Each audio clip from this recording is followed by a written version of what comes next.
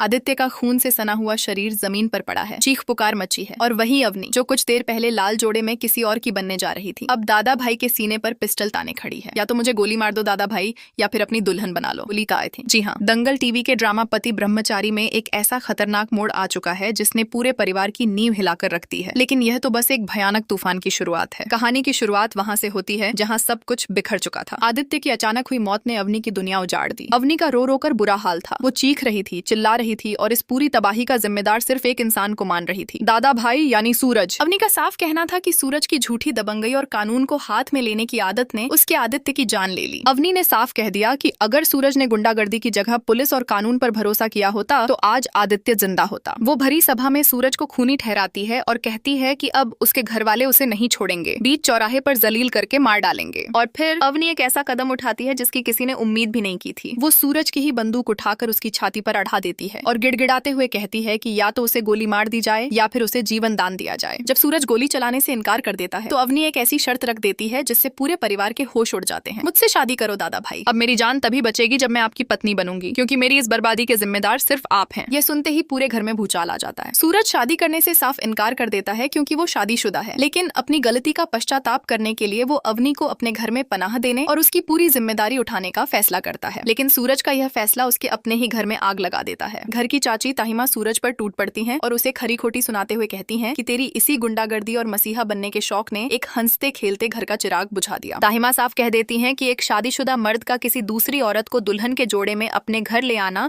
उसकी पत्नी ईशा के साथ सबसे बड़ा अन्याय है। वो सूरज से कहती हैं कि मदद करने के लिए हाथ बढ़ाए जाते हैं, काट के नहीं दिए जाते, और उसे घर से निकल जाने को कहती हैं। ईशा जो सूरज के लिए सावन का व्रत रख रही थी, उसका दिल पूरी तरह टूट जाता है। इस पूरे हंगामे के बीच आदित्य के अंतिम संस्कार और मर्डर केस की जांच की तैयारी होती है। लेकिन असली भूचाल तो तब आता है जब ईशा अपनी जिंदगी का सबसे बड़ा और कड़वा फैसला लेती है। ईशा एक ऐसा राज छुपा रही थी जो इस रिश्ते को हमेशा के लिए बदल सकता था। वो गर्भवती है, लेकिन घर में हुए इस ड्रामे और अवनी की एंट्री के बाद ईशा फैसला करती है कि वो इस दुनिया में एक बदनाम बच्चे को नहीं लाएगी और हमेशा के लिए सब कुछ छोड़कर जाने लगती है। तभी सूरज उसे रोकता है और अपनी औलाद को अपना नाम देने की कसम खाता है। वो ईशा से गिड़गिड़ाकर एक आखिरी मौका मांगता है और वादा करता है कि उसकी पत्नी सिर्फ और सिर्फ ईशा ही रहेगी, अवनी सिर्फ उसकी एक जिम्मेदारी है। पर सवाल यह उठता है कि क्या ईशा कभी सूरज को माफ कर पाएगी? क्या अवनी सूरज के घर में रहकर खामोश रहेगी या फिर सूरज और ईशा की शादीशुदा जिंदगी को पूरी तरह तबाह कर देगी? सूरज जो इंसान खुद को इलाके का मसीहा और न्याय का देवता समझता था, आज उसी की आंखों के सामने एक मासूम लड़के की लाश पड़ी थी और उस लाश पर सिर पटक पटक कर रो रही थी अवनी। वही अवनी जो अपने प्यार आदित्य के साथ एक सुरक्षित जिंदगी का सपना देखकर घर से भागी थी, लेकिन आज उसका प्यार हमेशा के लिए खामोश हो चुका था। अवनी का हर एक आंसू दादा भाई के उस तथाकथित न्याय के गाल पर करारा तमाचा था। वह बदहवास होकर चिल्ला रही थी कि यह मौत नहीं, खून है और इसका कातिल कोई और नहीं बल्कि दादा भाई है। उसके शब्द हवा में तीर की तरह चुभ रहे थे कि उसने दादा भाई पर भरोसा किया था,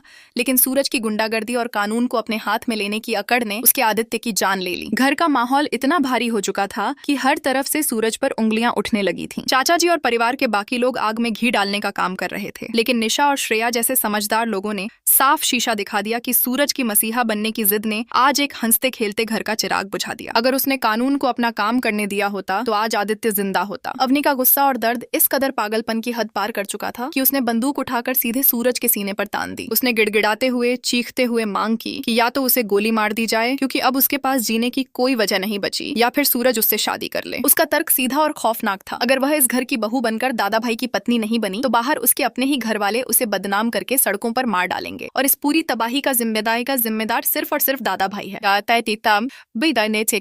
यह वही खौफनाक रात थी जिसने एक पूरे परिवार की नींव हिलाकर रख दी थी।